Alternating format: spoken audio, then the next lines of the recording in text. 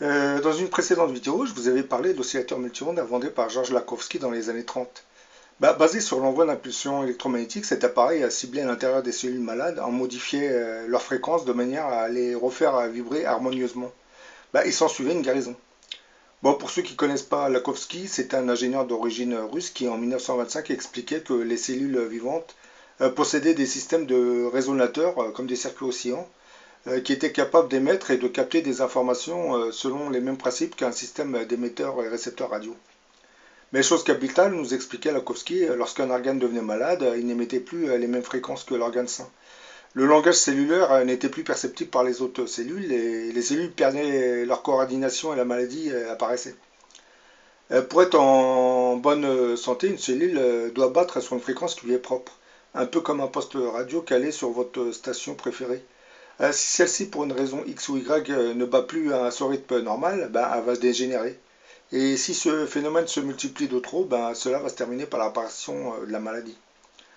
Considérant la cellule comme un petit émetteur-récepteur, Lakhovsky pensait donc faire resynchroniser la cellule à l'aide d'émetteurs type radio. Et en entrant en résonance avec l'émetteur radio, les cellules retrouveront progressivement leur fréquence habituelle, celle qu'ils avaient avant l'arrivée de la maladie. L'oscillateur multi-ondes inventé par Lakhovsky sera utilisé dans un certain nombre d'hôpitaux dans le monde.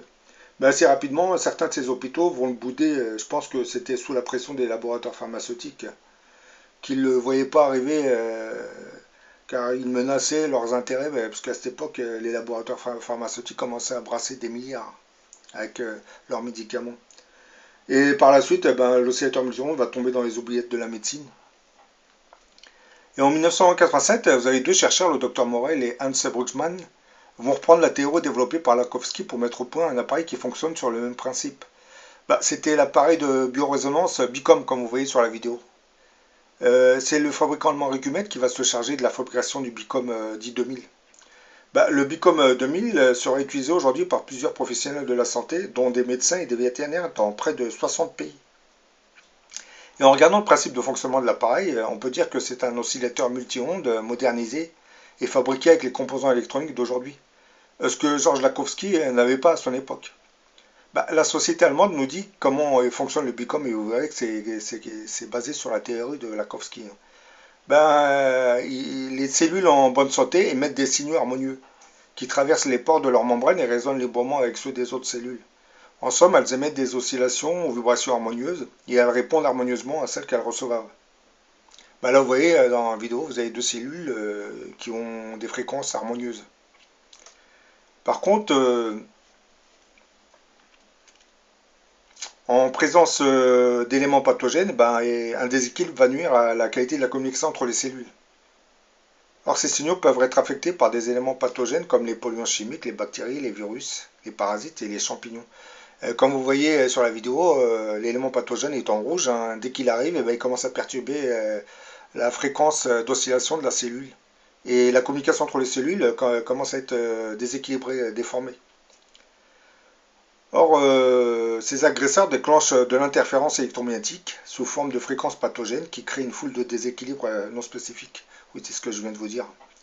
Cette interférence nuit à la communication de la cellule et peut engendrer des changements organiques, voire des symptômes complexes.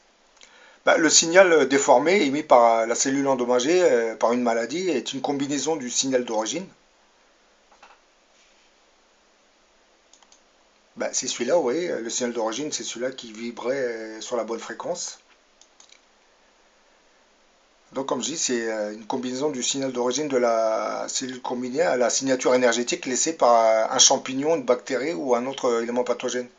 C'est-à-dire, voilà, vous avez la fréquence originale de la cellule qui est combinée à celle de l'élément pathogène.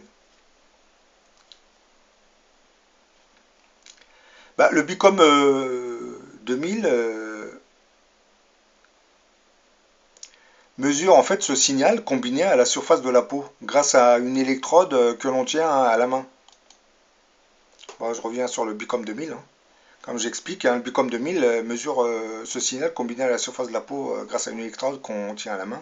Après avoir syntonisé la bonne fréquence, comme on le fait en captant un poste radio, l'appareil renvoie le signal combiné au corps ce qui a pour effet de déclencher l'autorégulation du corps et de neutraliser les éléments pathogènes. Bah, en langage imagé, quand nous cherchons la fréquence d'une station sur notre poste radio, nous accordons en tournant le bouton le circuit oscillant du récepteur sur le circuit oscillant de l'émetteur. Bah, la biorésonance, BICOM, accomplit ce travail avec les cellules. Et logiquement, chaque séance de... L'interférence est reprogrammée afin que la cellule puisse retrouver son harmonie. Le BICOM 2000 peut aussi générer des oscillations spécifiques qui stimulent le système immunitaire afin d'aider le corps à guérir. Bah, chaque séance de biorésonance BICOM dure 2 à 3 heures, hein. L'appareil émet des ondes dans la bande de 10 Hz à 150 Hz durant des millisecondes, suivant des programmes qui durent d'une minute à 30 minutes.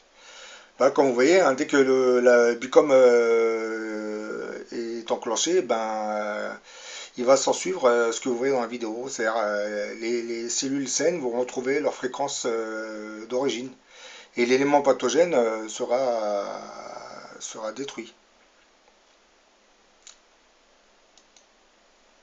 Ben voilà, hein, c'est une sorte d'oscillateur multi-ondes beaucoup plus perfectionné que celui de Georges Lakhovsky. Parce que à son époque, il possédait pas certains composants électroniques qui lui auraient permis de construire un appareil identique.